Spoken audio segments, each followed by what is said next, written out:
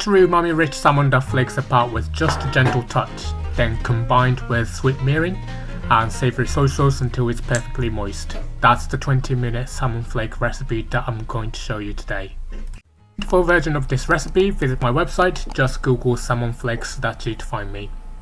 I grabbed 2 salmon fillets, approximately 100 grams per fillet. Now, you want to look for leaner salmon for this recipe. My readers told me that she tried this with really fatty salmon and had a tough time getting those perfect flakes because all the fat got in the way. So if you've got options at your fish counter, lean is the way to go. The thing we're gonna do is patting these fillets dry with some kitchen paper. So I'm going to hit these fillets with a few generous pinches of salt and turn them so they're coated all over. Then I'm going to let them hang out for about 10 minutes.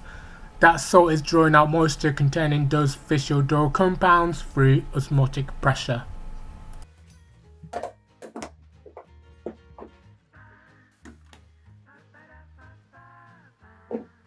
After 10 minutes you'll see some liquid that's accumulated, so give the fillet another pat with paper towels to soak all that up.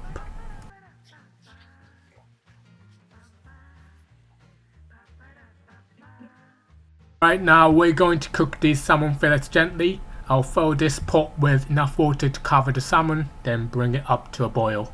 As soon as it's bubbling away, I'm immediately turning the heat way down to low, so it's just barely simmering. I'll drop the salmon right into the barely simmering water and let it cook for about 5 minutes.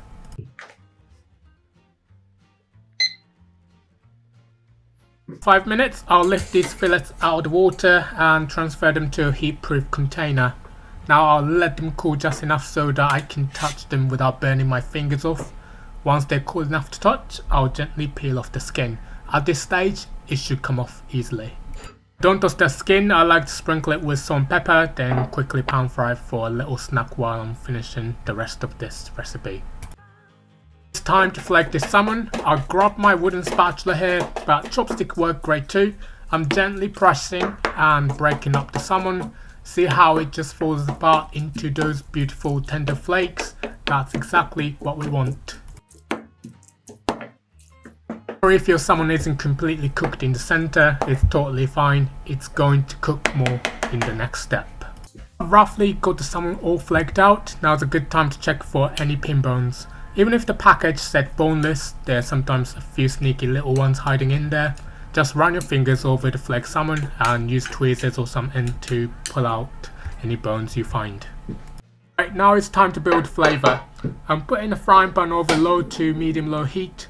Once the pan is warm, I'll melt 1 teaspoon of butter. When the butter's all melted and starting to bubble a little, I'll mix in all my salmon flakes. Next I'm going to add half tablespoon of sake, half tablespoon of mirin, and just a touch more salt. This combination gives you the perfect umami sweet savoury balance that makes this so addictive. Now slowly cook this until most of the liquid is gone. This is the most critical part of making perfect salmon flakes. Here's what I'm looking for. The salmon should look fluffy with little air pockets forming between the flakes. Still appears slightly moist but not wet. I'm watching for that moment just before the pan starts to show signs of browning at the edges. The flakes should move freely in the pan without sticking together. Just before removing from heat, I'll gently fold in 1/4 teaspoon of soy sauce and some toasted sesame seeds. These add this wonderful nutty flavour and a really pleasing texture contrast to the soft salmon flakes.